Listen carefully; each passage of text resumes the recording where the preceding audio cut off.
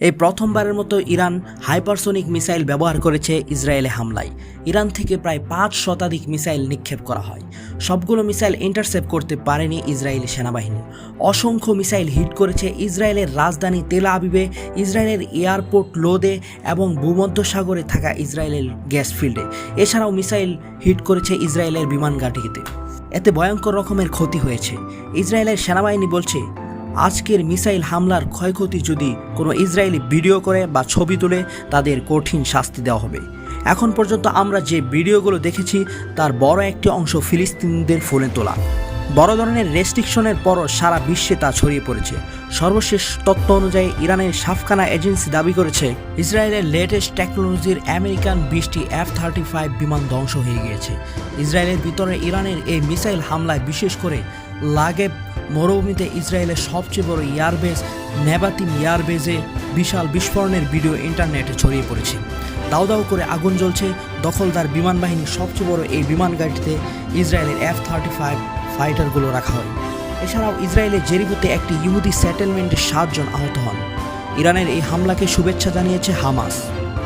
আপনারা জানেন, ইরানের এই হামলার সময় একই সাথে ইসরায়েলের উপর মিসাইল ছুড়ে লেবাননের হিজবুল্লাহ, ইয়েমেনের হুতি এবং ইরাকের মিলিশিয়া গোষ্ঠী। চতুর্দিক থেকে ইসরায়েলে মিসাইল বৃষ্টি পড়ে। এ হামলায় মিসাইল ছোড়া হয়েছে, রকেট ছোড়া হয়েছে, কিন্তু এখন পর্যন্ত কোনো ড্রোন ব্যবহার করা হয়নি।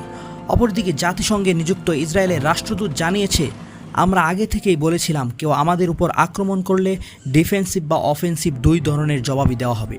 অন্যদিকে ইসরায়েলের সামরিক বাহিনীর মুখপাত্র জানিয়েছে, আমরা উপযুক্ত সময়ে জবাব দিব, অনেকটা ঈদের পর আন্দোলনের মতো। আর এদিকে ইরানের পক্ষ থেকে হুঁশিয়ারি দিয়ে বলা হয়েছে, এই আক্রমণ শহীদ ইসমাইল হানিয়া হত্যার প্রতিশোধ এবং শহীদ হাসান নাসরুল্লাহ হত্যার প্রতিশোধ এবং একজন ইরানি জেনারেল হত্যার প্রতিশোধ। এই হামলার আদেশ দিয়েছেন স্বয়ং ইরানের ধর্মীয় সর্বোচ্চ নেতা আয়াতুল্লাহ আলী খামেনি এবং ইরান সুপ্রিম ন্যাশনাল সিকিউরিটি কাউন্সিলের সিদ্ধান্ত নিয়ে এই আক্রমণ চালিয়েছে। সুতরাং ইসরায়েল যদি আরেকবার আমাদের দেশে পাল্টা হামলার চেষ্টা করে, এই হামলাটি ছিল একটি ট্রেলার, স্বল্পমাত্রার হামলা। পরবর্তী হামলা হবে আরও গুরুতর এবং ধ্বংসাত্মক এবং আরও ভয়ঙ্কর। সেটার জন্য আমরা প্রস্তুত। এছাড়াও ইরাকের প্রতিরোধ যোদ্ধারা হুমকি দিয়েছে, আমেরিকা যদি ইরানে আক্রমণ করার জন্য ইসরায়েলকে কোনো রকম সাহায্য করে, তাহলে ইরাকে আমেরিকার আর একটি ঘাঁটিও আস্ত থাকবে না। শুধু ইরাক নয়, মধ্যপ্রাচ্যে আমেরিকার যত ঘাঁটি আছে সবগুলো ঘাঁটিতে লক্ষ্য করে আক্রমণ করা হবে। ইরান যখন ইসরায়েলে আক্রমণ করে তখন আরও কয়েকটি দেশের প্রতিরোধ যোদ্ধারাও আক্রমণ করে, কিন্তু একটি মুসলিম দেশ গাদ্দারি করে, সেটি হচ্ছে জর্ডান। জর্ডান তার আকাশসীমা খুলে দেয় ইরানের মিসাইল ঠেকানোর জন্য। এছাড়াও ইরানের আক্রমণের সময় যেন জর্ডানের জনগণ আনন্দ উল্লাস করতে না পারে, সেই জন্য জর্ডানের জনগণকে ঘরে থাকার আদেশ দিয়েছিলেন জর্ডানের বাদশাহ। কিন্তু ফিলিস্তিনের এই আনন্দ উল্লাস দেখে আম্মানের রাজপথে নেমে পড়ে লাখো জর্ডানের জনগণ।